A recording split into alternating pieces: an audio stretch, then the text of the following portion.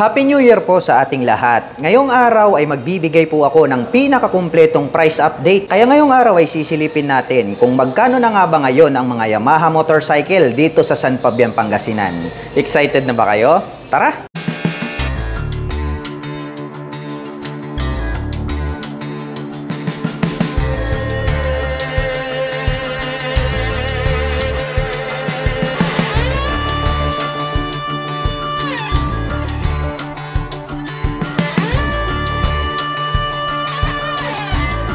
Pasukin po natin ito pong Yamaha 3S Shop, San Fabian, Pangasinan branch.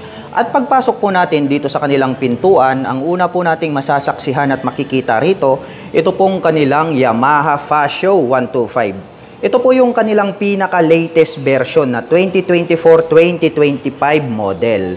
At mayroon po itong tatlong kulay. Mayroon po tayong glossy white, pero wala po siya ngayon, nabili na. Mayroon po tayo ritong glossy black, and then ito pong glossy light green. Wow, para sa akin very attractive yung dating nito pong bagong kulay na light green color. Kaya para po dun sa mga kababayan natin na naghahanap po ng classic scooter na mayroong modern design, napaka-cute talaga nito pong scooter na ito. Ang kagandahan po nitong Yamaha Fasio ay meron po itong LED na headlight, oblong po yan. Oblong din po ito pong kanyang mga turn signals. Located po siya dyan sa gitna, kaya more visible po siya kapag kayo po ay kakaliwa at kakanan. At gumagamit naman po ito ng single rotor disc brake para sa kanyang front braking system. Naka-mag wheels po ito na glossy color. Mapunta naman po tayo rito po sa kanyang fully digital meter panel display.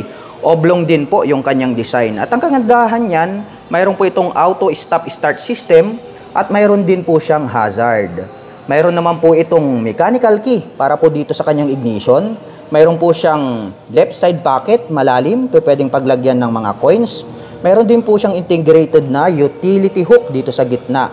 At dito po sa kanyang left side pocket, pag ating binuksan, malalim po siya. At mayroon na din po diyang integrated na USB charging port.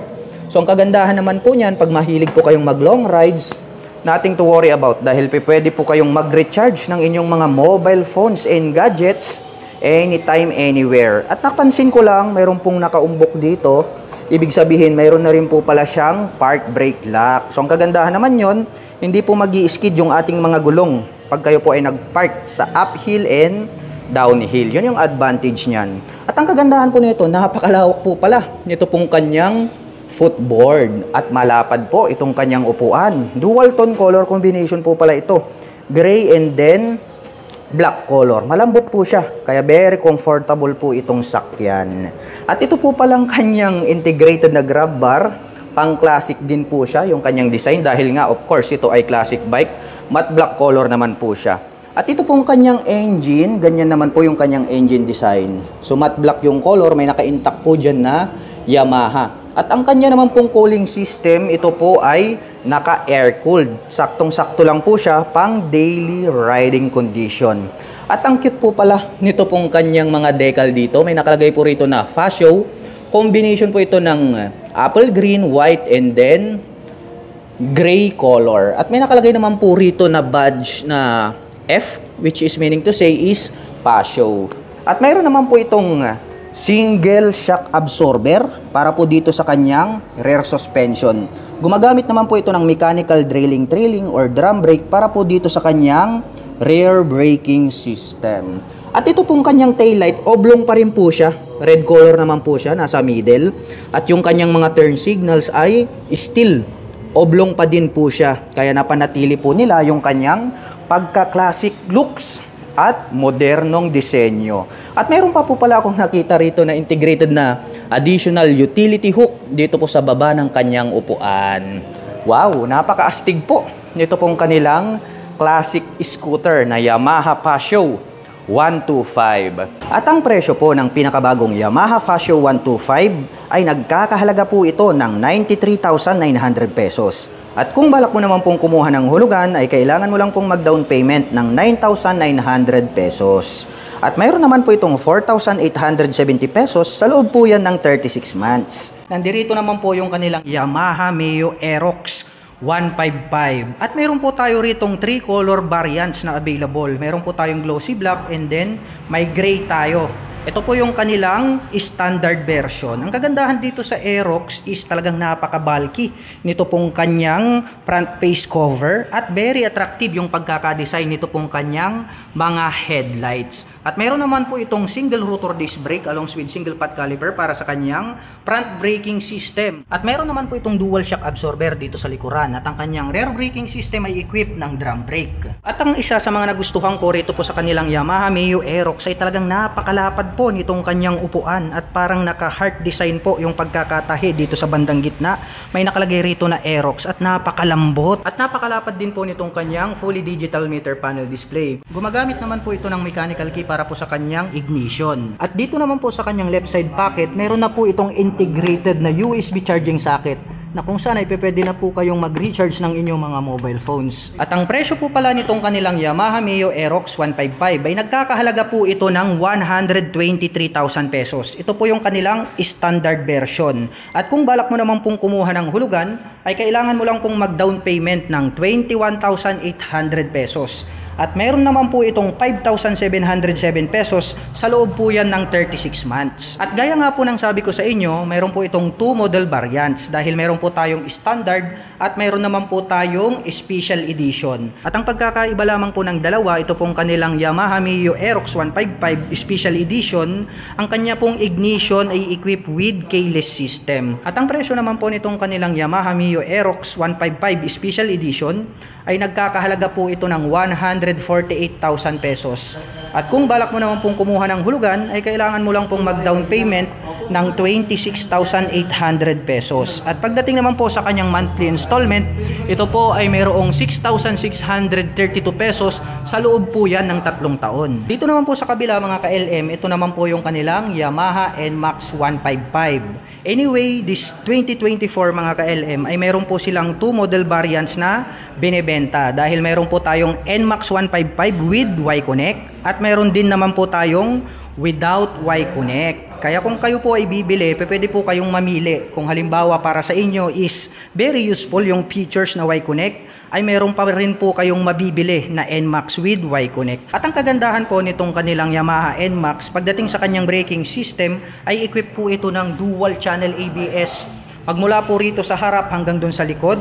At napaka-forma din po dahil naka-disc brake po rito sa harap at naka-disc brake din po rito sa likod. Naka-dual shock absorber at napakalapad din po nitong kanyang tail light. At included na rin po rito yung kanyang turn signals. Naka-fully digital meter panel display, naka-keyless ang kanyang ignition, meron po siyang right side pocket, pwede po tayong mag-store dito ng mga coins or gloves. Sa kabila naman po ay meron po siya ritong integrated na USB charging socket. At ang presyo po ng kanilang Yamaha NMAX 155 with Y-Connect ay nagkakahalaga po ito ng 155,900 pesos. At kung balak mo naman pong kumuha ng hulugan ay kailangan mo pong mag-down payment ng 26,800 pesos.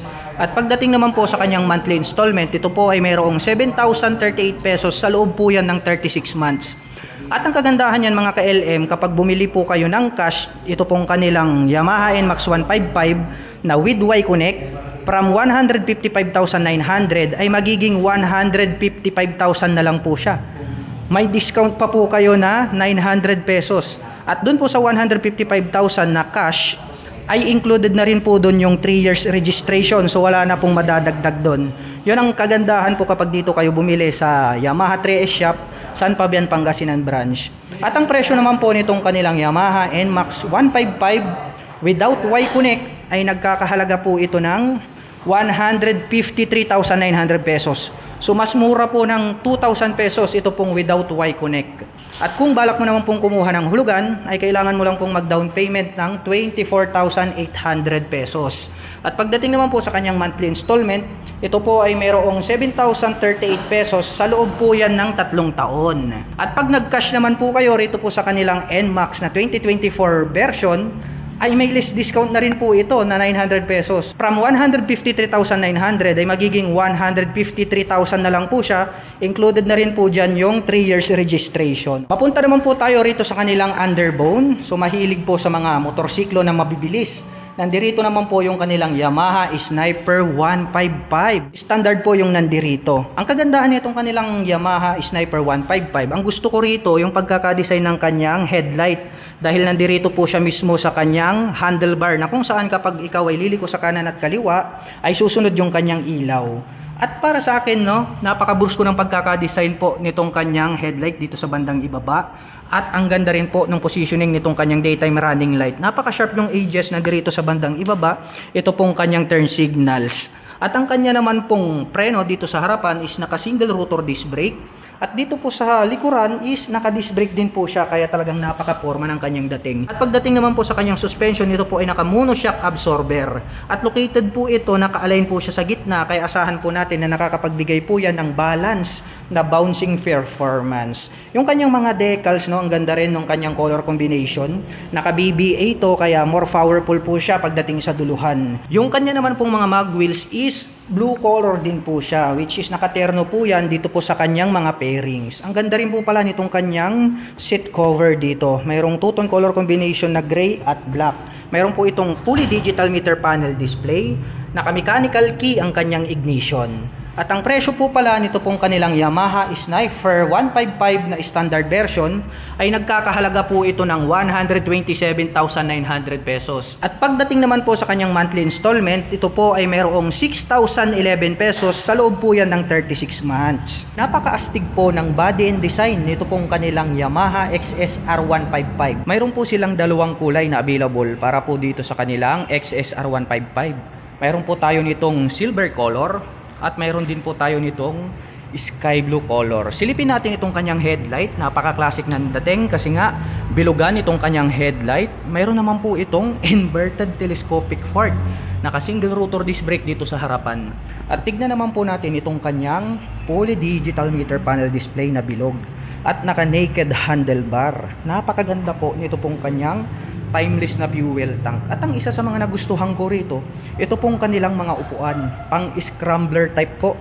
Ito pong kanyang seat cover. Dito sa kabila, brown color naman, no, which is napaka premium pala ng kulay ng upuan nitong sky blue color. Silipin naman po natin ito pong kanyang tail light. Napakastig ng dating dahil nga ito ay classic bike. At very sporty looks naman po yung dating nito pong kanyang exhaust pipe. At mayroon naman po itong single exhaust. Mayroon po itong single rotor disc brake dito sa likuran with single pot caliper na Nissin. At ito pong kanyang mga gulong napakakapal at naka semi dual purpose pattern tires. At ang presyo po pala nito pong kanilang Yamaha XSR 155 ay nagkakahalaga po ito ng 182,500 pesos. At kung balak mo naman pong kumuha ng hulugan, ay kailangan mo lang pong mag down payment ng 37,800 pesos. Ito po yung pinakabago nilang adventure na scrambler type na Yamaha PG1. Napakapogi, no? Meron po itong bilog na headlight at yung kanya pong mga gulong is naka semi dual purpose pattern tires, naka disc brake dito sa harapan,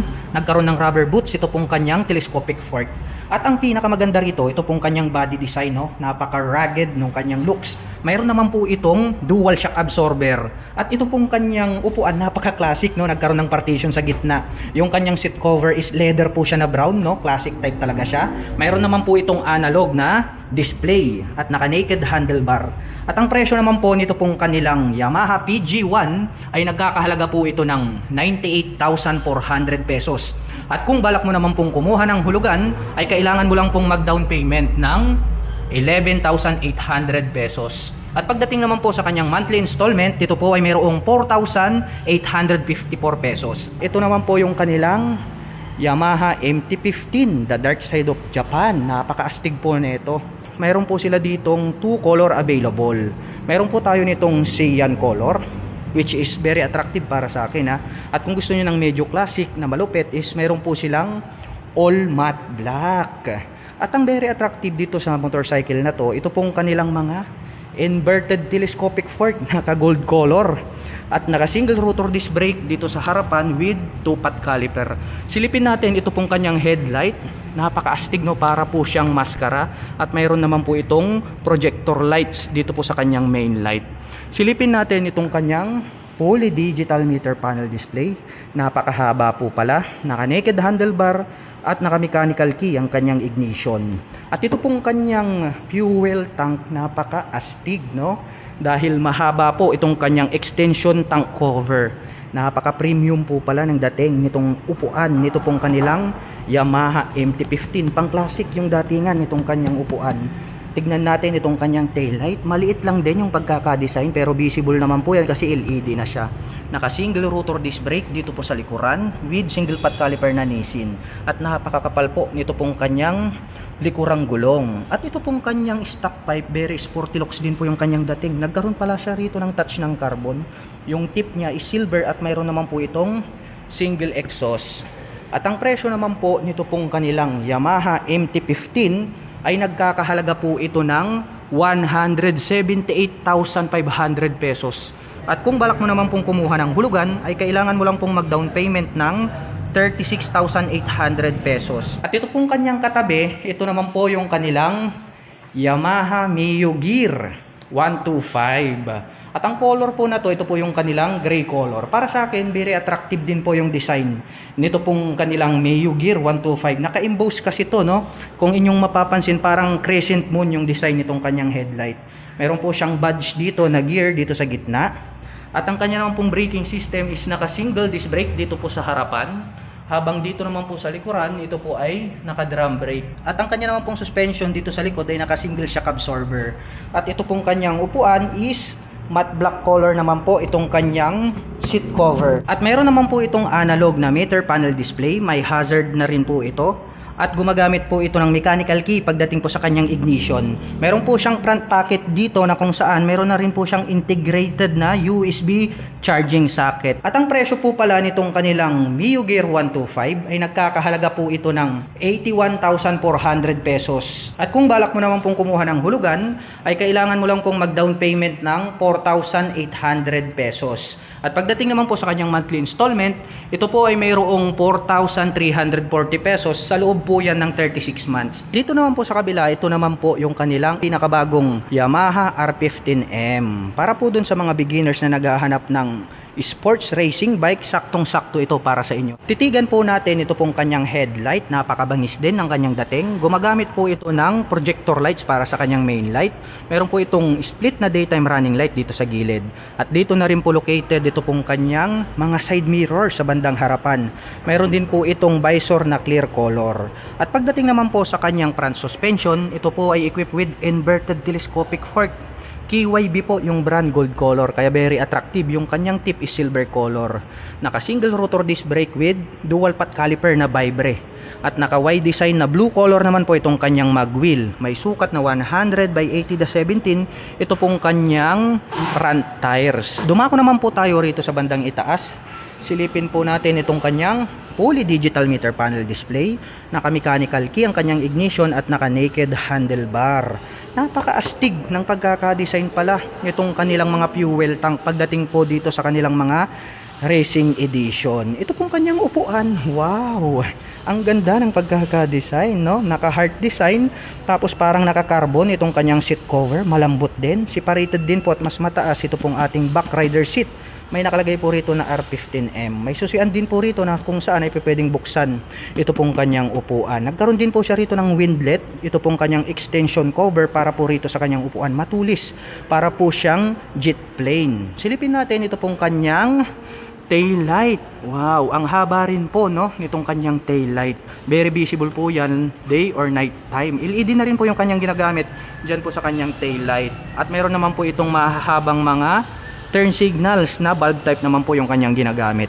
At ito naman po ay naka single rotor disc brake with single pot caliper na matte black Nissin brand, naka Y design na mag wheel, at napaka-astig din po pala ng dating nito pong kanyang exhaust pipe. Meron po itong silver na heat protection guard, silver din po yung kanyang tip, at mayroon naman po itong single exhaust. At ang presyo naman po nito pong kanilang Yamaha R15M ay nagkakahalaga po ito ng 203,500 pesos. Cash price na po yun.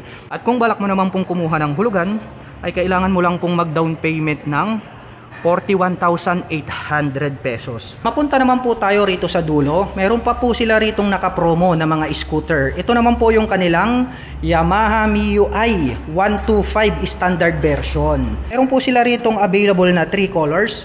Meron po tayong white, glossy black at ito pong orange. Meron po itong single rotor disc brake dito po sa harapan. Naka-drum brake po dito sa likuran at meron po itong single shock absorber. Meron din po itong integrated na kick starter. Naka-mechanical key ito pong kanyang ignition. Meron po siyang left side pocket, maliit lang, pwedeng paglagyan ng coins. At dito naman po sa kabila, medyo maluwag po itong kanyang left side pocket. Pwede po tayong maglagay rito ng mobile phones at gloves. Meron din po siya ritong utility hook. At very attractive po ito pong kanyang integrated na grab bar na naka-aim shape. At ang presyo po pala nitong kanilang Yamaha MIUI 125 standard version ay nagkakahalaga po ito ng 79,900 pesos. At kung balak mo naman pong kumuha ng hulugan ay kailangan mo lang pong mag-down payment ng 4,800 pesos. At pagdating naman po sa kanyang monthly installment, ito po ay mayroong 4,263 pesos sa loob po yan ng 3 taon. Dito sa kabila, ito naman po yung kanyang special edition. So mayroon po siyang 2 available variation na pwede nyong pagpilian sa market. Ito po yung kanilang standard and then ito naman po yung kanilang S version. Well, ang pagkakaiba lang naman nila, ito po ay mayroong stop and start system. And then yung kanyang color combination is more premium. Compare po natin dito sa kanilang standard. Gaya na lang po nitong kanyang upuan na black color, ang seat cover. Pagdating naman po rito sa kanilang special edition, napaka-premium nito pong kanyang seat cover ng kanyang upuan, no? Brown color na leather type, napaka-durable ng pagkakatahi. Gumagamit naman po ito ng mechanical key. Pagdating po sa kanyang ignition, naka-analog meter panel display, may utility hook dito sa gitna at mayroon na rin po siyang integrated na USB charging port at naka-disc brake naman po dito sa harapan. At ang presyo po ng kanilang Yamaha Mio Gear 125S ay nagkakahalaga po ito ng 86,400 pesos. At kung balak mo naman pong kumuha ng hulugan, ay kailangan mo lang pong mag-down payment ng 5,300 pesos. At pagdating naman po sa kanyang monthly installment, ito po ay mayroong 4,572 pesos sa loob po yan ng 36 months. At ito naman pong kulay blue na katabi niya, ito naman po yung kanilang Yamaha MIUI 125S. So mayroon din pong dalawang variation to ha. Ito po yung kanilang special edition at mayroon din po siyang standard version. Well, ito pong kanilang Yamaha MIUI 125S, ang kagandahan nito is meron na po siyang built-in na stop and start system. At dito naman po sa ibaba, ito po ay naka-single rotor disc brake along with single pot caliper. At ang kanyang preno dito sa likuran ay naka-drum brake. Naka-single shock absorber dito sa likuran. At very attractive din po itong kanyang grab bar na naka-M shape. At ang kagandahan po nitong kanilang Yamaha MIUI 125S ay nagkaroon din po pala ng two-tone color combination itong kanyang seat cover na matte black and then gray. Kaya very attractive sa ating mga paningin. Mayroon din po itong analog na meter panel display. Naka-mechanical key ito pong kanyang ignition. May utility hook sa gitna. Mayroon po siyang dalawang maliit na packet sa magkabila. At ang presyo po pala nito pong kanilang Yamaha MIUI 125S ay nagkakahalaga po ito ng 84,900 pesos. At kung balak mo naman pong kumuha ng hulugan ay kailangan mo lang pong mag-down payment ng 4,800 pesos. At pagdating naman po sa kanyang monthly installment, ito po ay mayroong 4,520 pesos sa loob po yan ng 36 months. At ang available color na mayroon po sila ngayon dito, mayroon po silang blue at mayroon din po silang matte black. Ito naman po yung kanilang Yamaha Mio Gravis version 2 2024 model. Napaka-bulky po nitong kanyang front-facing cover, no? Masasabi natin na it's look like maxi scooter. At para sa akin, very attractive itong pagkakaroon niya dito ng daytime running light na B-design na blue fin. And then yung pagkaka-design po nitong kanyang headlight is parang crescent moon din po siya. At meron po siyang high beam and low beam. Yung kanyang turn signals included na rin po rito sa kanyang headlight assembly. Meron po siyang Gravis badge dito sa gitna. At ang kanyang braking system is naka-single rotor disc brake dito po sa harapan, naka-single shock absorber dito sa likuran, habang naka-drum brake naman po ang kanyang rear braking system. Napakalapad din po nitong kanyang upuan. Matte black yung kanyang color, napakalambot din pala mga ka-LM, kaya very comfortable to sakyan. Meron naman po itong fully digital meter panel display, mayroong auto stop start system, may hazard na din po ito, at mayroon na po pala siyang built-in na USB charging socket. At ang kanya naman pong ignition ay gumagamit po ng mechanical key. Included na po rito yung fuel at set button. Meron po siyang left side pocket, medyo malalim, pwedeng paglagyan ng barya. May utility hook dito sa gitna. At ang kagandahan niya na located na po dito sa harapan, ito pong kanyang fuel tank or fuel tip. Kaya more accessible kapag kayo po ay magpapagas.